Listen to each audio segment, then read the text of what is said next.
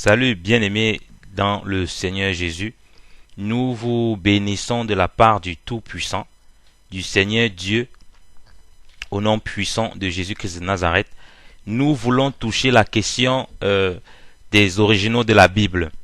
Aujourd'hui, beaucoup de chrétiens parfois se posent la question, ou bien des gens qui essaient d'attaquer la foi chrétienne, ils demandent à voir les originaux de la Bible avant de croire. Et ce n'est pas le cheminement avec Dieu. Ce n'est pas le cheminement qu'il faut avoir pour comprendre les choses de Dieu du moins. C'est-à-dire, si vous essayez de voir avant de croire, vous ne pourrez jamais arriver à la vérité. Dieu, il faut croire avant de voir. C'est-à-dire, il faut que Dieu te visite.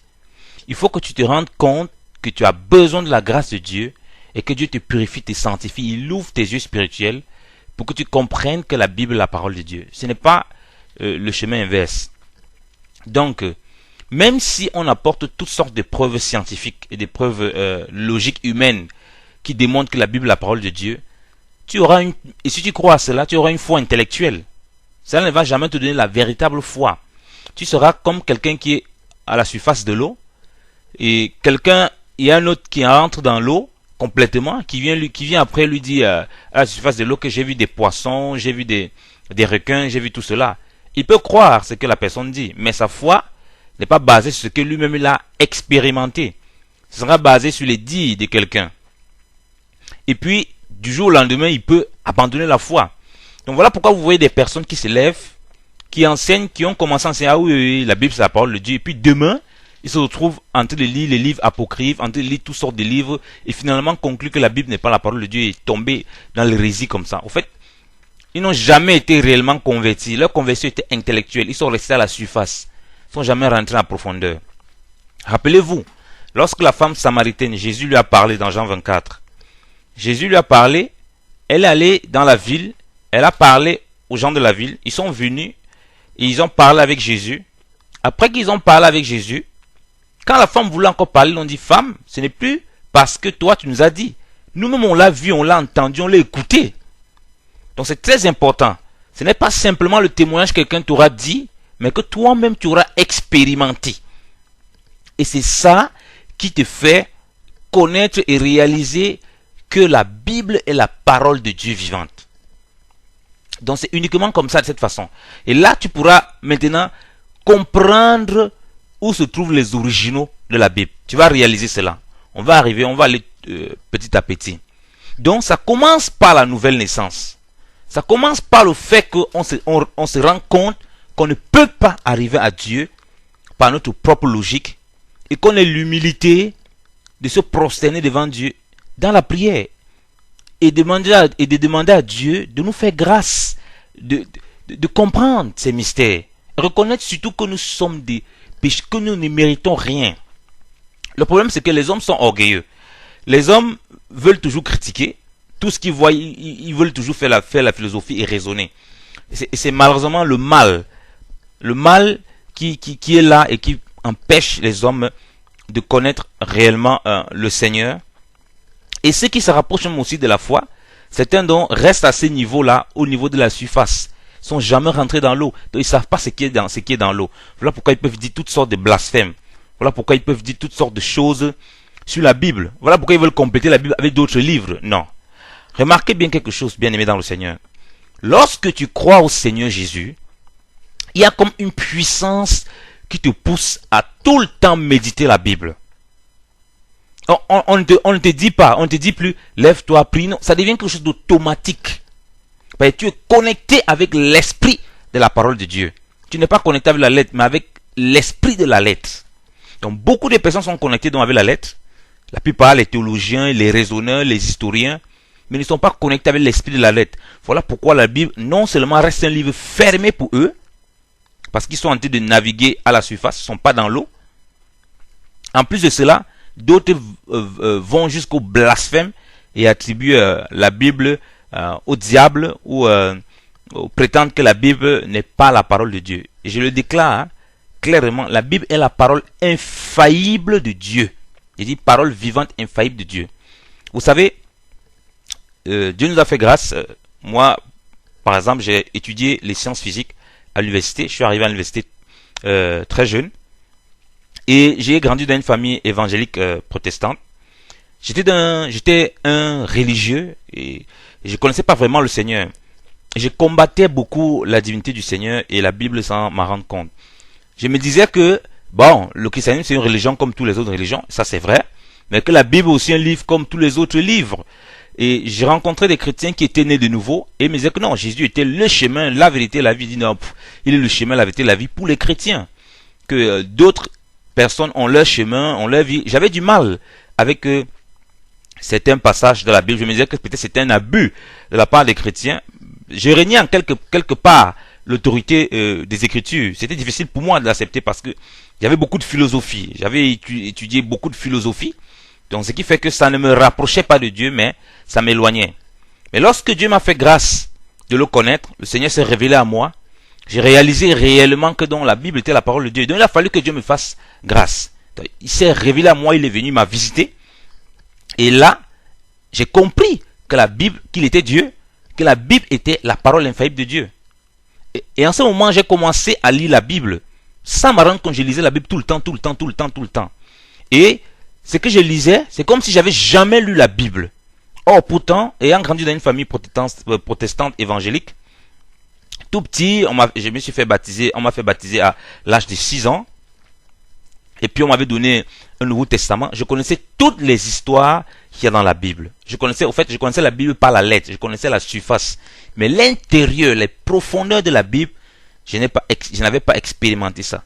C'est pas maintenant la conversion, quand je suis venu à Christ, que le Seigneur a commencé à se révéler à moi. Lorsque je priais, par exemple, lorsque je priais, Dieu me donne des passages qui étaient dans la Bible que je ne connaissais même pas. C'est parce que je ne connaissais pas. Et c'est quand j'allais lire que je me rendais compte que, ah, mais tiens, ce passage est dans la Bible. Donc c'est comme ça que j'ai expérimenté dans la puissance de Dieu. Et j'ai commencé à vivre aussi les dons spirituels. J'ai commencé à vivre aussi la prophétie et plein d'autres choses. Commencer à interpréter les rêves, commencer à voir une dimension prophétique de l'écriture, tout ça. Et ça, c'est dans la vie des prières avec le Seigneur qui me révélait toutes ces choses. Donc, ce n'est pas par la lettre, parce que je connaissais la lettre de la Bible bien comme il faut, que je suis parvenu à connaître, à réaliser que la Bible est la parole de Dieu, ou bien à comprendre les Écritures. Non. C'est bien parce que le Seigneur s'était révélé à moi, et dans cette vie, dans cette communion avec le Seigneur, que j'ai réalisé que la Bible est la parole de Dieu. Donc, inutile de demander déjà à quelqu'un, montre les originaux, voilà, si tu me montres les originaux, je vais croire. Ça va jamais t'amener à la foi. Donc, les musulmans, les religieux, et toutes les personnes qui le demandent, ça ne sert à rien. Il faut que vous naissiez de nouveau. Dans Jean 3, dans la Bible, dans Jean 3, il y avait un grand docteur de la parole, de la Torah en tout cas, qu'on appelait Nicodème, un chef des pharisiens. Il est venu voir Jésus, il dit ceci à Jésus, que Rabbi, lisons Jean 3, à partir du verset 1. Or, il y avait un homme d'entre les pharisiens nommé Nicodème, qui était un des principaux d'entre les Juifs, lequel vint de nuit à Jésus et lui dit, Maître, nous savons que tu es un docteur venu de Dieu, car personne ne peut faire les miracles que tu fais si Dieu n'est avec lui. Jésus répondit et lui dit, en vérité, je te dis, si quelqu'un n'est né de nouveau, il ne peut point voir le royaume de Dieu. Nicodème lui dit, comment peut naître un homme quand il est vieux? Peut-il rentrer dans le sein de sa mère et naître une seconde fois? Jésus répondit, en vérité, je te dis, si quelqu'un n'est né d'eau et de l'esprit, il ne peut point entrer dans le royaume de Dieu. Ce qui est né de la chair est chair, ce qui est né de l'esprit est esprit. Ne t'étonne pas de ce que je t'ai dit. Il vous faut être né de nouveau. Amen. Jésus dit que ce qui est né de la chair est chair, ce qui est né de l'esprit est esprit. Oh, Dieu est esprit. Ça veut dire que son langage est un langage spirituel. Donc, la Bible est un livre spirituel qui communique des choses spirituelles à des personnes spirituelles par des moyens spirituels. Jésus dit que ce qui est esprit, que pour voir le royaume des cieux, pour comprendre les choses de Dieu, il te faut naître de nouveau. La chair c'est quoi? C'est les cinq sens. C'est qu'on voit physiquement. Oh, Nicodème, avec il était un docteur de la loi, il avait toute la Torah, mais il ne comprenait pas ça. Il venait demander à Jésus, mais comment est-ce que tu opères? Comment est-ce que... Parce que, rappelez-vous que Jésus n'avait pas étudié dans les écoles rabbiniques. Dans Jean 7, verset 14, la Bible le dit. Qu'ils entendaient Jésus prêcher, ils étaient étonnés. Comment celui-ci connaît les Écritures alors qu'il n'a point appris ces Écritures? Alors qu'il n'est point entré dans leurs écoles? Alors qu'il n'a été point formé parmi les Lévites? Parce que Jésus était de la tribu de Juda. Il est descendant de la tribu de Juda, selon la chair. Or, ce sont les Lévites qui connaissaient la parole. Ce sont les Lévites qui devenaient sacrificateurs, descendants d'Aaron principalement, qui étaient sacrificateurs, et qui connaissaient l'écriture. Donc Jésus devait normalement faire une école, un rabbinique ou une école, pour pouvoir comprendre, connaître les écritures comme il les connaissait là. Mais il n'avait pas fait cela. Parce qu'il est né complètement du Saint-Esprit, le nouvel homme. Et il dit ici à Nicodème, donc, qui veut comprendre comment c'est possible que cet homme puisse parler des choses autant spirituelles, n'ayant pas fait nos études, et une telle puissance peut l'accompagner. Jésus dit, il te faut naître de nouveau. Ce qui est esprit est esprit. Ce qui est né de l'esprit est esprit. Ce qui est né de la chair est chair. Ça veut dire qu'il dit à Nicodème que tu auras beau lire la Torah que tu lisais là, tant que tu n'es pas visité par le Saint-Esprit, tu ne peux pas toi-même réaliser ce que tu tiens entre les mains. Tu ne peux pas toi-même réaliser ce qu'est la parole de Dieu. Tu ne peux pas toi-même réaliser que la loi, les prophètes et tout ça là, ça parle uniquement de moi. Tu ne peux pas toi-même réaliser que c'est la parole infaillible de Dieu. Tu vas commencer à faire ce qu'on appelle la critique textuelle. Vous voyez, la critique textuelle qui naît vers le 18e siècle, 18e, 19e siècle, par les philosophes et les théologiens, qui commencent à prendre le texte biblique, ils critiquent, disent, ah mais c'est réellement Dieu ici. Ils critiquent, donc ils restent au niveau de la chair. Et beaucoup finissent un moment, vous allez voir des pasteurs et des théologiens, un moment ils disent, ils ne croient plus à la divinité du Christ. Un moment il dit, il ne croit plus que la Bible est la parole de Dieu. Tellement il a fait la philosophie, mais il n'est pas resté aux choses de l'esprit. Et puis il s'égare dans la foi. Parce que beaucoup ne sont pas connectés au Saint-Esprit. Jésus dit, ce qui est né de la chair est chair. Donc ne cherche pas à approcher la Bible avec la chair, c'est-à-dire tes cinq sens humains. Ne cherche pas, à ce qu'on te dit, on te montre les originaux. Tu ne vas jamais comprendre cette Bible. Même si je te ramène le texte que Paul a écrit, tu vas encore critiquer. Tu vas encore dire que, mais qu'est-ce qui prouve que c'est Paul? Qu'est-ce qui prouve que c'est tel? Donc les originaux de la Bible ne vont pas t'aider. Même si Dieu fait tomber un livre du ciel, te dit que c'est ça la Bible, que ça vient du ciel, rien ne t'empêche de critiquer ça. Tu vas toujours critiquer parce que tu es au niveau des cinq sens humains, tu es au niveau de la chair. Il faut aller à une étape, à un niveau supérieur à celui de l'esprit. Et ça, c'est par la nouvelle naissance. Et c'est là que tu réalises que la Bible est la parole de Dieu. Pourquoi? Parce qu'il y a un phénomène spirituel puissant qui se fait à la nouvelle naissance. Je tiens à rappeler que la Bible n'a pas été donnée aux gens qui ne connaissent pas Dieu, premièrement. Non. Lorsque Dieu appelle Moïse, il appelle pour le peuple d'Israël. Et Dieu donne la loi au peuple d'Israël. Il ne le donne pas à ceux qui ne le connaissent pas. Vous remarquez qu'avant que Dieu ne leur donne la loi, Dieu se révèle d'abord à eux. Il ne vient pas voir Moïse. Moïse ne marche pas et puis voit deux rouleaux. Il dit, ah oui, voici ce que Dieu a donné. Non. Dieu se révèle d'abord à Moïse. Et quand il se révèle à Moïse, regardez, il y a quelque chose qui se passe. Il révèle sa puissance. Il révèle son autorité. Et il donne la verge à Moïse. Ok?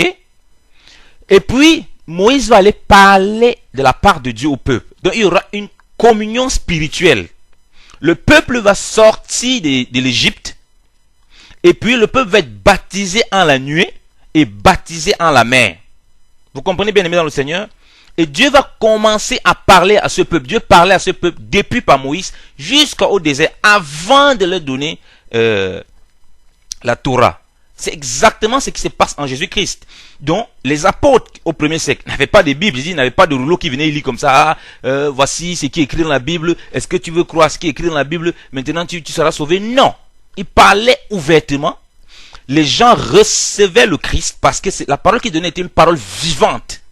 Ça touchait le cœur et ils réalisaient qu'il est réellement Jésus-Christ, qu'il est le Messie, le Seigneur, le Sauveur, Dieu qui s'est manifesté en chair. Ils venaient à la foi. Et maintenant, à la foi là maintenant, c'est où on pouvait les instruire dans la voie du Seigneur par les épîtres qu'ils pouvaient recevoir dans l'église. Donc les épîtres non plus n'étaient pas écrits pour être donnés aux personnes qui ne sont pas converties. Non, c'est d'abord aux chrétiens. Donc ce sont des choses spirituelles, communiquées à des personnes spirituelles, par des moyens spirituels. Donc il est impossible, disons-le, pour quelqu'un qui n'est pas né de nouveau, de saisir le véritable sens spirituel de la Bible. Il va connaître seulement ce qui est à la surface. Donc vous voyez que de Moïse jusqu'au Seigneur, c'est d'abord le même principe que Dieu. D'abord la révélation, Dieu se révèle à la personne avant de donner la parole, avant de donner la parole écrite, comme les Juifs ont eu la parole écrite. C'est pourquoi Dieu a permis maintenant que la Bible, on l'ait lorsque l'Esprit est déjà venu et lorsqu'on a déjà partagé la parole de Dieu est déjà enseignée, prêchée dans les nations. Maintenant, c'est-à-dire la parole vivante. Maintenant, Dieu donne la Bible comme ce livre-là qu'il nous a donné et que nous avons. Mais, premièrement, il faut l'esprit. Si tu n'es pas né de nouveau, comment est-ce que tu vas comprendre ça? Tu ne peux pas comprendre. Regardez la vie de Paul. Paul était un plus grand zélé des traditions de ses pères. Il combattait les chrétiens. Est-ce que lorsque Jésus se révèle à lui, Jésus dit, ah, voici Paul, maintenant, lis la Torah. Voici, tu vas lire la Torah, tu vas parvenir à connaître qui je suis? Non. C'est pas ce que Jésus fait. Quand Jésus se révèle à Paul, les écailles tombent les yeux de Paul. Parce qu'il dit à Jésus, mais il dit au Seigneur, il dit, qui es-tu, Seigneur? Vous voyez? Et il va reconnaître que la personne qui s'adresse à lui là, qui dit, Saul, Saul, pourquoi me persécutes? C'est le Seigneur. Après il tombe aveugle, on le ramène à la ville de Damas. Lorsqu'on va lui imposer les mains pour qu'il soit rempli du Saint-Esprit, la Bible dit que les écailles vont tomber de ses yeux. Une fois que les écailles sont tombées de ses yeux, là maintenant vous voyez Paul en train d'instruire, prendre les exemples de l'Ancien Testament pour expliquer les choses qui concernent Christ. Parce qu'il a d'abord été visité et comprendre, afin de comprendre ce qui était caché dans la Torah. Auparavant il n'était pas capable. Donc même si on lui disait auparavant n'importe quoi, il ne pouvait pas comprendre. Donc même si on t'explique comment que la Bible c'est la parole de Dieu, tu ne peux pas saisir. Tant que tu n'es pas né de nouveau, tant que tu n'es pas rentré dans l'eau, toi-même regardez qu'il y a des poissons, il y a du calamar, il y a ceci, il y a telle chose, il y a des fruits de mer, tout ça dans l'eau. Tant que tu n'es pas rentré dans l'eau pour découvrir, et que ça reste à la surface, on t'a simplement informé, il t'est difficile de comprendre les choses de l'esprit et de réaliser que la Bible est la parole de Dieu. Lorsque le Seigneur m'a visité, le Seigneur m'a visité près de 4 fois. Mais j'ai rencontré le Seigneur, si je rencontre le Seigneur près de 4 fois, même si tu viens me dire que la Bible n'est pas la parole de Dieu, ou bien tu viens me sortir n'importe quel livre, tu ne peux pas ébranler ma foi. Parce que je n'ai pas simplement entendu l'évangile, mais j'ai rencontré le Seigneur plusieurs fois. 4 fois qu'il se révèle à moi. Comment est-ce que je serais capable de régner sa parole? C'est impossible. Donc il faut rencontrer l'auteur de la Bible pour réaliser quelle est la parole de Dieu.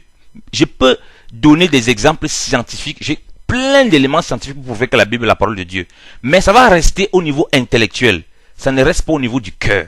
Et c'est le cœur qui a besoin d'être touché et d'être ramené au Seigneur afin de comprendre que la Bible est la parole de Dieu et que les originaux, nous venons à la question, les originaux se trouvent bien aimés dans le Seigneur, dans le cœur de chaque chrétien né de nouveau. Alléluia. Voilà donc la véritable révélation. En fait, Christ est la parole de Dieu. Il y a même une Bible dans le ciel. Ça, on en parlera une autre fois si le Seigneur le permet. Mais sur cette terre, les originaux de la Bible sont dans le cœur du croyant. Voilà pourquoi lorsqu'il naît de nouveau, il devient amoureux de la Bible. Parce qu'en réalité, il a les originaux dans son cœur. Et Dieu va lui donner dans la Bible pour lui donner la parfaite compréhension, l'accomplissement parfait en Jésus-Christ. Mais l'original est en lui. L'original est en lui. Pourquoi aussi? Parce que s'il n'y a pas la Bible comme ça écrite, plusieurs chrétiens peuvent avoir, chacun peut se lever et dire qu'il a des révélations, et puis parle n'importe comment et tout. Donc Dieu va permettre que ce soit canalisé. Mais l'original est dans le cœur de chaque chrétien. Lisons l'écriture pour que vous compreniez. Hébreux 8, à partir du verset 8 au verset 12. Lisons l'écriture. Car en censurant les Juifs, Dieu leur dit, voici, les jours viendront, dit le Seigneur, que je traiterai avec la maison d'Israël et avec la maison de Juda une nouvelle alliance. non selon l'alliance que j'ai traitée avec le Père, le jour que je l'ai pris par la main pour les tirer du pays d'Égypte, car ils n'ont point persévéré dans mon alliance. C'est pourquoi je les ai méprisés, dit le Seigneur. Mais voici l'alliance que je traiterai après ces jours-là avec la maison d'Israël, dit le Seigneur. C'est que je mettrai mes lois dans leur entendement, et je les écrirai dans leur cœur, et je serai leur Dieu, ils seront mon peuple. Et chacun n'enseignera point son prochain, ni chacun son frère, en disant « Connais le Seigneur », parce qu'ils me connaîtront tous, depuis le plus petit jusqu'au plus grand d'entre eux. Car je serai apaisé par rapport à leur injustice, et je ne me souviendrai plus de leurs péchés ni de leur iniquité. Amen. Dieu dit au verset 10, bien-aimé dans le Seigneur, qu'il va écrire ses lois dans notre entendement spirituel maintenant. Et il va maintenant écrire dans nos cœurs. Vous voyez la différence avec quelqu'un qui n'est pas né de nouveau et quelqu'un qui est né de nouveau? Celui qui est né de nouveau, qui a cru au Seigneur, Dieu vient graver sa parole dans son cœur. C'est pourquoi il a un amour, lorsqu'il croit au Seigneur, fou pour la Bible. Il n'a plus besoin d'aller lire toutes sortes de livres pour essayer de chercher la vérité. La vérité est maintenant gravée dans son cœur par le Saint-Esprit de Dieu. C'est ça que Dieu révèle en donnant la loi à Moïse. Lorsque Dieu donne la loi à Moïse, en réalité, les tables de cœur, là, prophétiquement, révèlent les tables, autant pour moi, pas les tables de cœur, les tables de pierre sur lesquelles Dieu écrit, révèlent prophétiquement les cœurs sur lesquels Dieu va graver sa parole maintenant, en Jésus-Christ. Et c'est maintenant comme ça que le frère ou la sœur qui est né de nouveau pourra comprendre l'écriture, la Bible, la lettre, et saisir que, ça c'est réellement la parole de Dieu. Parce qu'il aura saisi l'esprit de la lettre, et ce sera plus la lettre qui le conduit. Supposez maintenant que Dieu, lorsqu'il a donné la Torah comme ça aux Juifs, à Moïse, pas dans le désert, qu'un païen qui n'avait pas suivi Dieu, qui n'avait pas suivi Moïse depuis que Moïse s'était révélé, depuis que Dieu s'était révélé à Moïse en Égypte, sorti avec les Juifs, et qu'il leur avait parlé durant tout le désert, durant tout le temps qu'ils ont passé, qu'il vient, il trouve les tables que Dieu a données. Est-ce qu'il pouvait comprendre quelque chose? Il ne comprendrait rien, absolument rien à ce qui est écrit là. Tout ce que Dieu il ne devait rien comprendre. Oh, Moïse et tout le reste avaient fait l'expérience d'écouter sa voix. Donc Dieu révèle de façon spirituelle que ces tables-là, sur lesquelles il est en train d'écrire, cette table de pierre, c'est les cœurs. Lisons 2 Corinthiens 3 pour que vous saisissiez ce message, bien aimé dans le Seigneur. 1,6. 2 Corinthiens 3, du verset 1 au verset 6. Commençons-nous de nouveau à nous recommander nous-mêmes? Or, avons-nous besoin, comme quelques-uns, de lettres de recommandation envers vous ou de lettres de recommandation de votre part? Vous êtes vous-même notre épître, c'est-à-dire la lettre, écrite dans nos cœurs, connue et lue de tous les hommes. Car il paraît en vous que vous êtes l'épître de Christ, c'est-à-dire la lettre de Christ, dressée par notre ministère, écrite non avec de l'encre, mais par l'Esprit du Dieu vivant, non sur des tables de pierre, mais sur les tables charnelles de cœur. Alléluia. Donc, Paul nous révèle ici, nous sommes au verset 3, arrêtons d'abord là, que l'épître, nous sommes la lettre, les chrétiens sont la lettre de Christ. Donc si tu veux voir l'original se trouve dans le cœur de chaque enfant de Dieu. L'original de la Bible, bien aimé dans le Seigneur. Et il dit que ce n'est pas sur la lettre, il dit que sur les tables de pierre, comme les Moïse, les Juifs ont reçu, c'était une parabole, c'était une image prophétique de nos cœurs, sur lequel Dieu va écrire. Regardez bien que Dieu donne la Torah sur la montagne. Vous comprenez? C'est sur la montagne. Donc, et la montagne représente la présence de Dieu. Donc c'est lorsque l'homme rentre dans la présence de Dieu, Dieu écrit, il grave sa parole, la Bible, dans son cœur. Il grave cela. Maintenant, lorsqu'il descend, il peut saisir la vallée, il peut saisir maintenant le sens spirituel des Écritures. Il peut comprendre que la Bible est la parole de Dieu. Alléluia. Voilà pourquoi même si tu lis la Bible N'importe comment, si tu n'es pas né de nouveau, ou bien si tu ne te laisses pas influencer par le Saint-Esprit, tu ne reconnais pas ton état. Bien aimé dans le Seigneur, ce sera difficile pour toi de saisir le sens spirituel des choses. Parce que la Bible nous dit ceci, par la bouche de Paul, 1 Corinthiens verset 14, que les choses qui concernent l'Esprit de Dieu est une folie pour l'homme naturel. Il ne peut pas les saisir, car c'est spirituellement qu'on en discerne, qu'on en juge. Il ne peut pas le saisir.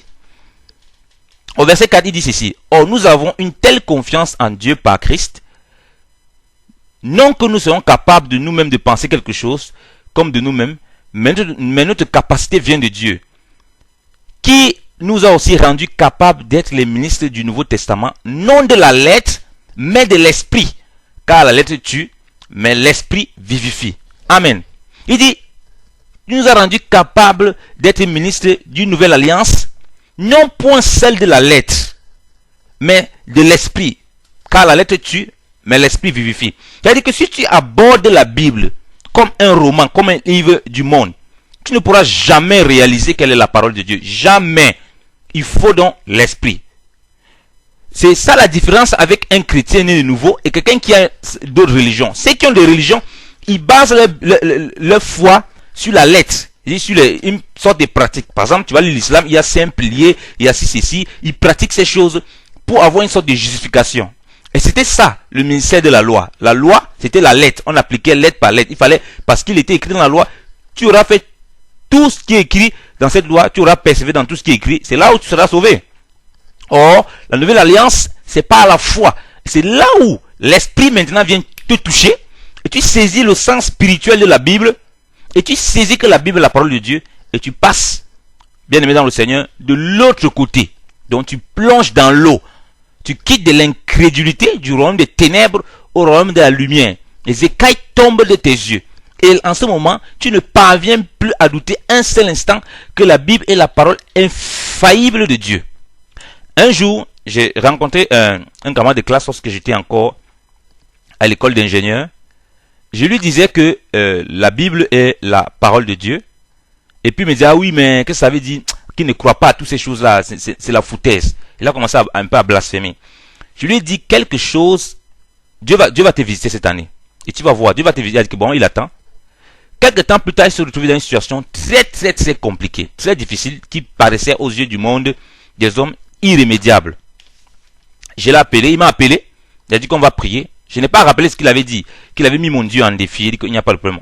J'ai déclaré les paroles avec lui, nous avons prié, il dit écoute, le Seigneur va se manifester. On a prié, tout ce que j'avais dit, il avait du mal à croire, il dit non, Dieu est réel, c'est une réalité. Même si je ne crois pas que la Bible est la parole de Dieu, moi je t'ai dit, chez lui c'est un passage de la Bible, il dit que voilà ce passage de la Bible dit, tu vas voir ce passage, s'accomplit à la lettre. Et sa situation ne fait que s'empirer. Il avait l'impression que ça s'empirait. Bien aimé dans le Seigneur, quelques temps plus tard, le Seigneur a renversé la situation qui semblait irréversible. Et là, lui-même, il a témoigné que non, la Bible est réellement la parole de Dieu. Parce qu'en ce moment, il s'était laissé influencer par le Saint-Esprit. Il s'est laissé sous l'influence du Saint-Esprit. Il a accepté de prier, d'être humble, reconnaître que ici, là, il n'y a que Dieu qui puisse faire quelque chose. Et là, il est rentré dans l'humilité et puis il a pu voir la main de Dieu. Il est enfant de Dieu. Aujourd'hui. Donc, c'est comme ça que le Seigneur agit. S'il n'y a pas cette humilité de reconnaître que tu ne peux rien, que tu as besoin que Dieu te visite et se révèle à toi, tu ne pourras pas saisir que la Bible est la parole de Dieu. Donc, ne cherchez pas les originaux quelque part. Ne cherchez pas les livres antiques. On te dit que Jésus-Christ est né au Congo. Il est né ici, il est né là-bas. Tu peux lire les anciens livres, les machins. Tu deviens un historien. C'est pas mauvais d'étudier l'histoire. Donc, moi, je connais pas mal de choses sur l'histoire. Mais il faut que tu aies l'esprit, que tu sois sous l'influence du Saint-Esprit. La Bible ne se complète pas. Il y a 66 livres là. C'est largement suffisant. Si tu es connecté au Saint-Esprit, mais le nombre de choses qu'il va te montrer ici, tu n'auras même pas le temps d'aller chercher des choses à l'extérieur. Donc il faut chercher pas à compléter. C'est la parole infaillible de Dieu. Je le dis bien. Permettez encore, je vous donne un témoignage. Lorsque le Seigneur s'était révélé à moi, il s'est révélé à moi plusieurs fois. Une fois, le Seigneur m'a visité. Et ce jour-là était tellement puissant. J'ai écrit à ma maman. Là, j'avais su que j'étais baptisé du Saint-Esprit. j'écris à ma maman, il était près de 23 heures, que je suis rempli du Saint-Esprit. Cette même nuit, ma maman, elle a fait un songe. Elle a fait un songe qu'elle elle m'accouchait de nouveau. Je venais au monde, elle m'accouchait réellement. D'habitude, ma maman a fait les enfants dans la douleur. Elle me dit qu'elle a toujours fait les enfants dans la douleur. Mais là, je viens tellement gros, tellement beau, elle allait me présenter à mon papa. Quand elle se lève le matin, voit le SMS que j'ai envoyé pour dire que je suis rempli du Saint-Esprit, que le Seigneur m'a visité cette nuit. Vous voyez? Comment est-ce que, avec tant de choses que le Seigneur m'a révélées, que j'ai expérimenté, je peux me permettre de dire que la Bible n'est pas la parole de Dieu. Ou bien je peux me permettre de chercher les originaux de la Bible. Non. Il faut l'expérimenter pour réaliser quelle est la parole de Dieu. Et ça, c'est dans l'humilité qu'on peut comprendre cela. Qu'on peut réaliser cela. Ce n'est pas par une recherche, pas des moyens humains, pas une recherche des moyens humains pour se dire, ah oui, tiens, là on peut pas venir à comprendre que la Bible est la parole de Dieu. Non, ce n'est pas la bonne procédure avec Dieu. Lisons encore la Bible. 1 Pierre 2, versets 22 à 25, pour que vous compreniez. Il a donc purifié vos âmes en obéissant à la vérité par le Saint-Esprit, afin que vous ayez une amitié fraternelle qui soit sans hypocrisie. Aimez-vous l'un l'autre tendrement d'un cœur pur, vu que vous avez été régénérés, non pas une sémence corruptible, mais par une sémence incorruptible, savoir la parole de Dieu, vivante et permanente à toujours. Parce que toute chair est comme l'herbe, et toute la gloire de l'homme comme la fleur de l'herbe. L'herbe est séchée et sa fleur est tombée. Mais la parole du Seigneur demeure éternellement. Et c'est cette parole qui vous a été évangélisée. Alléluia. Il dit, Pierre dit au verset 23, bien aimé dans le Seigneur, que c'est une semence incorruptible, savoir la parole de Dieu vivante et permanente, qui nous a régénérés. Cette parole demeure dans notre cœur. Rappelez-vous, nous avons lu Hébreux 8, où Dieu annonce, ça c'est, on peut le trouver aussi dans Jérémie 31, où Dieu annonce qu'il va signer une nouvelle alliance et il va graver dans notre entendement et dans notre cœur ses lois. Il va graver sa loi par la parole de Dieu, qui est Christ vivant et vivifiant, ressuscité dans notre cœur et graver ses commandements. Et il dit au verset 25 que cette parole demeure éternellement. Alors c'est cette parole, c'est la révélation de cette parole qui nous donne, qui nous fait comprendre que la Bible que nous tenons entre les mains, que le livre que nous tenons entre les mains, c'est la parole de Dieu. Parce que nous avons l'original dans notre cœur. Donc la question que les chrétiens se posent souvent, la question que les gens posent souvent, est-ce que la Bible est la parole de Dieu? Où sont les originaux? Les originaux, bien aimés dans le Seigneur, c'est dans le cœur de tout enfant de Dieu, né de nouveau. Alléluia. Donc ne cherchez pas à aller lire les livres apocryphes, ne cherchez pas à aller lire la Septante, aller lire même si tu as les plus anciennes Bibles, c'est pas grave, c'est bien. Moi j'utilise la Bible David Martin, j'utilise des très anciennes Bibles. Mais l'original est dans ton cœur, bien aimé dans le Seigneur, toi qui m'écoutes. Et toi qui ne connais pas que la Bible est la parole de Dieu, ou bien tu continues à tâtonner, à fouiller, prie le Seigneur qui se révèle à toi et tu comprendras que l'original est dans ton cœur. C'est pour ça que la Bible dit que nous sommes la lettre de Christ. Nous sommes la lettre vivante du Seigneur. Nous sommes des Bibles ambulantes, si vous voulez. Nous, en tant qu'enfants de Dieu. À l'intérieur, il y a l'original. Donc, saisis les choses de l'esprit et non les choses de la lettre. Que personne ne te trouble dans ta foi et te fait comprendre que il y a des Bibles, la Bible c'est le diable, ou bien non, c'est un livre falsifié. C'est vrai, on en parlera. Le diable essaie d'avoir sa propre Bible parce que le diable a toujours singé Dieu. Il essaie toujours de copier Dieu. Mais nous allons le voir, nous exposerons ces choses. Mais Dieu a toujours veillé à sa parole, bien aimé dans le Seigneur, pour la préserver. Et tu as l'original dans ton cœur. Je le répète encore, tu as l'original dans ton cœur. Ça se trouve là-bas. Ça se trouve pas ailleurs. Que le Seigneur notre Dieu vous bénisse abondamment. Au nom puissant de Jésus-Christ de Nazareth, le Seigneur des Seigneurs et le Roi des Rois. Amen.